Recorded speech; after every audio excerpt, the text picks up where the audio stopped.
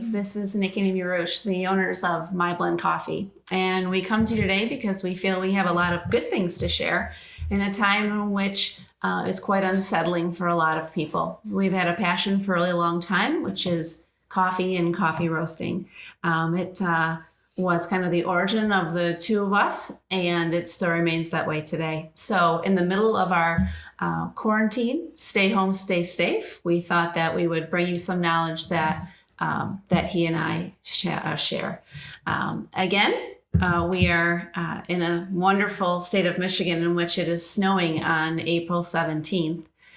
2 days ago, it was nice and sunny, and apparently it's supposed to be nice tomorrow. But right now, we've got a couple inches on the ground.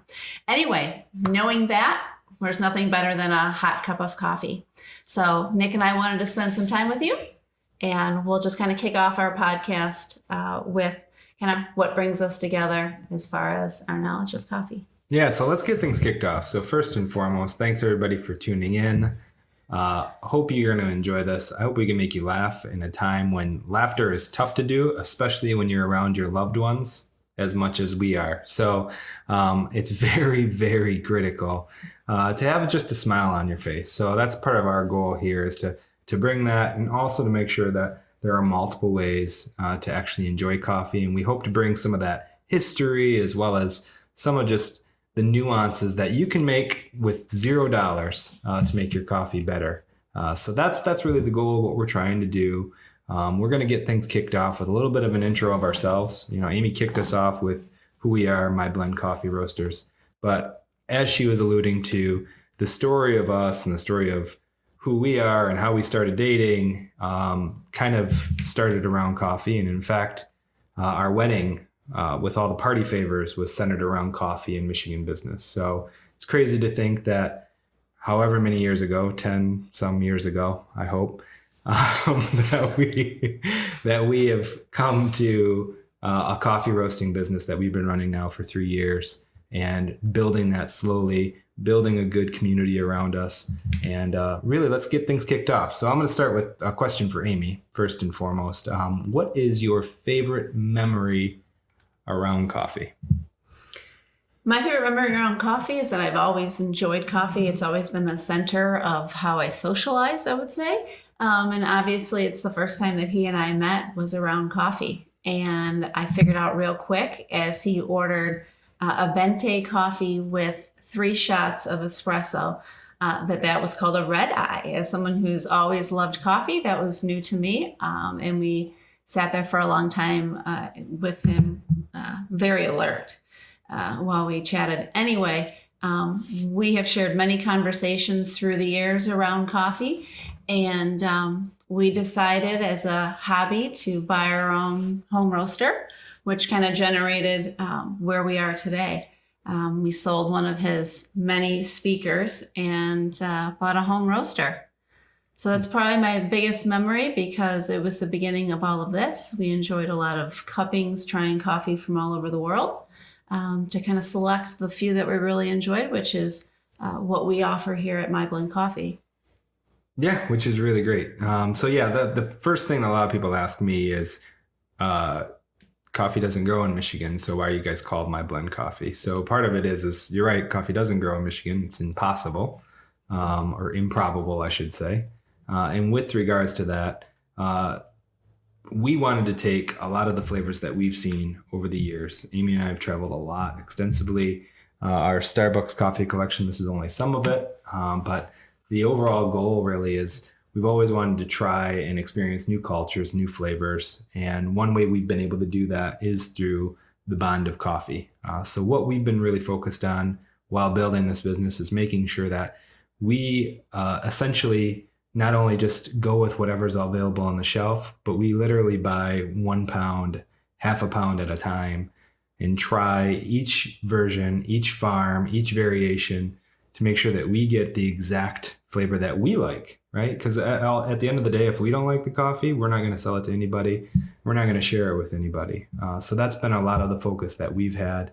And it's been fun, right? It's been one of those things where, hey, instead of being passionate about craft beer, which is great, or distilling stuff, this has been an offshoot for us to be able to enjoy something together as a couple, laugh a little bit, sometimes shed a little tears, and then take it from there. So, Amy, you got any questions for me at all, or?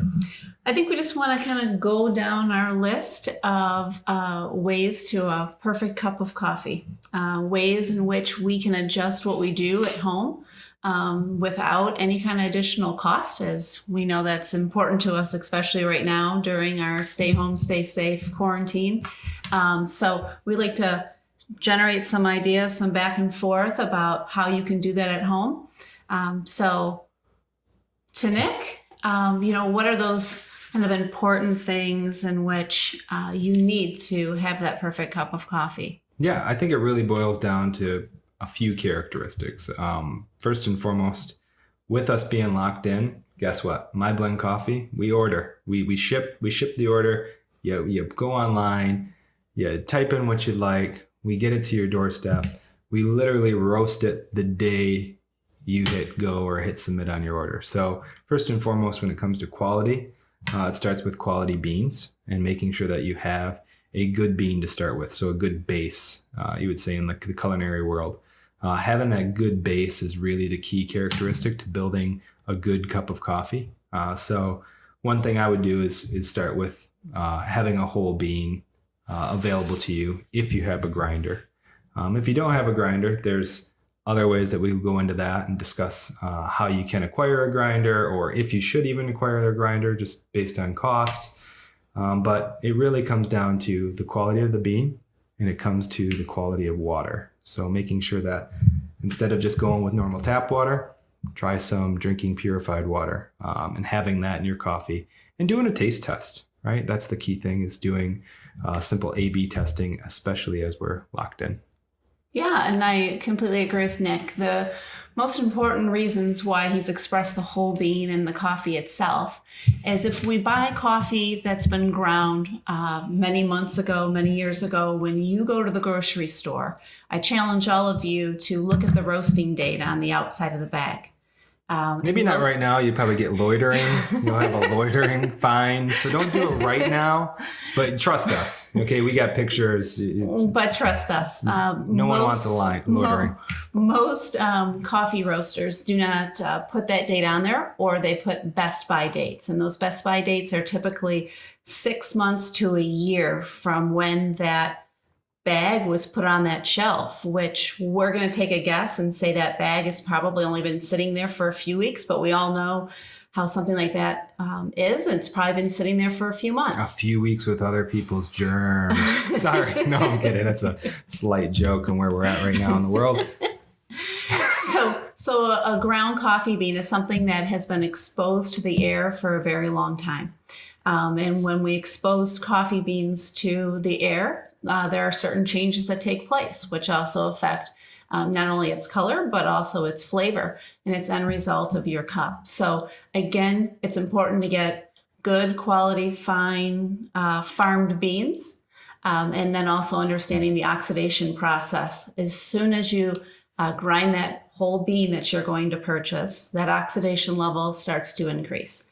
And as it starts to increase, it starts to kind of deteriorate. So think about a car being driven off of a lot. You've got this brand new car, you're super excited about it, and all of a sudden what was $40,000 is now depreciated by $5,000, so to say. It kind of sounds a lot like marriage. Kind of sounds a lot like same thing with a coffee bean. Kidding. So it's really important at the store to be buying whole beans, or here at MiBlend Coffee, again, buying a whole bean because of the changes that immediately happen to it. So it's important also to use that whole bean within the first week to 2 weeks. But especially if you grind it within the first 30 minutes, it's important to start that brewing process.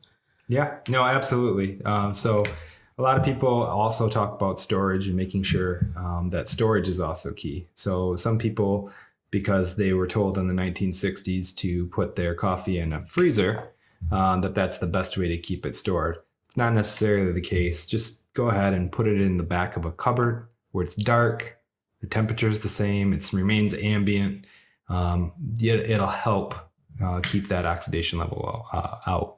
At MiBlend, we also sell the canisters that are vac canisters that essentially can vac out a lot of the air that you would see and then give that, retain that flavor a lot better by removing some of that oxygen out of the canister. So another thing, I guess, what would you say, Amy, with regards to the brewing temperatures? Like how? Just like whole bean and just like filtered water, the temperature of the water is another component that's really important. Some people's coffee pots do not generate the amount of heat that it needs to get that good quality, perfect cup. We're looking somewhere in the range of 200 to 210 in Fahrenheit to really get that crisp flavor that's coming through those ground beans. Yeah. And in some cases, even like going to 190. So again, it's about playing with the dial a little bit and understanding what you'd like out of it. So I think from a 190 to almost boiling, 210 is getting pretty hot there where you're not scorching the beans. Getting it in that key characteristic and really just working what you have and working with what you have will help bring out some of those flavor profiles with no extra money involved, as long as you play within those parameters. And I think the other thing is brew time, or what a lot of people would refer to as saturation. How long does this have to be saturated for when you're going through, let's say, a French press? Like, what's typically something that you would tell a user for a French press, how long those beans should be saturated before you hit the plunger or serve the coffee? Similar to tea lovers out there, it's important, like Nick said, for there to be a saturation process. In the coffee world, typically that's about 4 minutes long, in which a French press, we can control that 4 minutes down to the second. If you're using a coffee machine, that's a little bit different. But in those areas in which we can control that, whether it's a pour over coffee or it's a French press, make sure you set that timer for 4 minutes. Let that entire saturation process occur. And then we complete that process by plunging if we're using the French press. If we're just doing a pour over, we would just release the actual filter cone and enjoy our brew. So 4 minutes is very important when it comes to saturating that bean. Yeah. Really quick, just a fun little fact here. Coffee actually used to be steeped like tea. Back in the 1800s, coffee used to be ground up and actually steeped in a tea bag. So it's one of those things that something we could even do today. You could steep your coffee. That's similar to what a pour over is to be able to get some of that coffee flavor. So there's a multitude of ways, as you can see just behind us, there's a multitude of ways that you can enjoy coffee. And it's fun to play around with those particular characteristics and build upon what you like. What else do you think, Amy? And typically when it comes to what way you like to, what's your style for brewing? I would say the ultimate way would be probably a French press. Ideally, in regards to that saturation process, you can control that a little bit more than you can when you use a coffee machine, which is traditionally what people are using in their homes. So I would say that's probably the best brewing style that everybody should give a try. And so it's not something that costs a whole lot. But it might be something that you want to consider trying in your own home to really bring that flavor through. My sister recently got a French press. She was a tea drinker. She's been drinking our coffee for a while now and really enjoying it. And she got a French press and she really could tell the difference from what she's been using with her coffee machine and now what she's drinking with her French press once she understood how to use it and how important that steeping process was. It's been very successful for her, and she and her husband really enjoy drinking coffee with a French press. So would you say that that's your favorite method? I would say that's our favorite method here. So it just takes a little bit more time. It's not pushing a button and walking away and coming back to a hot brew. It's that little extra step. But I really think that it translates into some great flavor that might not come through when you use a coffee machine. Cool. Anything else that you want to share with our first ever podcast? Trying to really amp this up, I think the one important thing that we haven't spoken about is the grind. Do we use the same grind techniques based on whatever the brewing style is? No, you don't. You definitely don't. There's different types of grind. There's R&B, there's country, there's soul. Those are the ones you're talking about, right? Yeah, of course, right? So no, in reality, you never want to use the same grind. There's a reason why coffee grinders actually have the setting coarse to fine. Some of the fun stuff there. I know there's the Instagram challenge, and guess what? We're going to do that. We're going to bring the Instagram challenge here. We'll make some of that special Korean coffee. We'll get that going. Maybe on episode 3. I got a lot of thinking to do and prep work before we get into that. But it is something that's very critical is the grind and making sure that it matches to what you're trying to do. So when you're looking at a French press, like Amy was just talking about, having a coarser grind is ultimately better. And then from a drip press or what a lot of people have, the automatic presses, having a finer grind. But it is key to understand that as you make those changes, your bitterness level, because of the saturation, will change. And you can go from a very bitter cup of coffee to a very smooth cup of coffee. So one thing that we try to do is make sure that we are grinding to what we're going to, and we take it from there. All of the coffee that we make for our coffee loving community is all ground to their brewing style. So we know exactly how they're going to use that coffee in their homes, because it's so important as far as surface area when it comes to knowing how they're going to grind their or drink their coffee. What is that? How much water is going through those beans? How is that getting saturated in that brewing style process? So it all comes to surface area. So if we're using a French press and we're straining something through, we wouldn't want to use a very fine grind. You get a bunch of soot. You would have a bunch of yucky, gritty coffee grounds all on your teeth. You look like a Brit in your coffee cup. This wouldn't be pretty.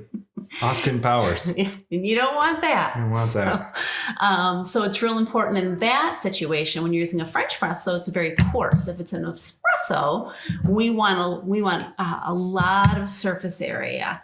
And so that flavor really comes through, that deep, rich flavor that those espresso lovers are wanting.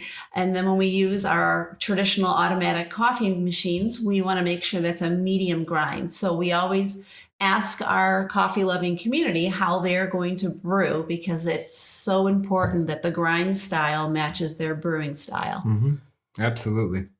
And my favorite is espresso. I mean, I love it. I live for it. So having that perfect espresso, getting the right crema on the top is key. So shout out to LaView. If you're watching this, you rock at making espresso. So keep up the good work there. Amy, anything else that we want to bring in? Any fun things? There's a lot of fun things that we could talk about. Really? For those. Because we haven't yet in the last 15 minutes. For those new coffee drinkers out there, because we know they're out there too. Probably best to start with a light or a medium roast. That is ideal for feeling out the flavor of coffee. What really interests you. You, as Nick alluded to, you lose a little bit of that flavor when you start to get into the dark roast, the espressos. So probably the best place to start is your light to medium roast when you're looking at different coffees. And here at MiBlend, we do offer both of those. So it's maybe something that you want to check out. For sure. I think we probably end the podcast here. Day 1, podcast 1 in the books. But before we do, I think we need to have like a catchy slogan. Okay, so catchy slogan. I think you are the most creative one in the group. So what's that catchy slogan? He's kidding. He is more the creative gem here. I'm more the analytical person behind how we master our coffee roasting here. The saturation part of the beans, really. The engineer, so to say. But very equally important, we need the creativity. We need the silliness that Nick brings. So I'm going to leave that tagline to him. I think for today's episode, I'm going to just stick with the mug, because I'm going to have a different mug next time. Keep calm and drink coffee. Okay, we hope everyone stays safe. We love you all. Thanks for cheering in. tuning in, cheering in. I don't know. Let's do cheer. Thanks for cheering in. There it is. That's the slogan. Thanks for cheering in. Thanks for cheering in. Next time, Cheers, everybody. I've been quarantined for so long. Maybe I'll wear my hair down. Keep you guys guessing. Highly doubt it. Enjoy your coffee. Highly doubtful. Highly doubtful. Scrunchies 24/7. Scrunchies. This is the 4th time I've put on makeup in how many days have we been quarantined? A lot. Probably 27. So you might get day 5 of hair down, maybe even curling it. We'll see where the wind blows us by the time we talk to you next. I could only be so lucky. Cheers, everybody. Have a great day. Thanks for your time.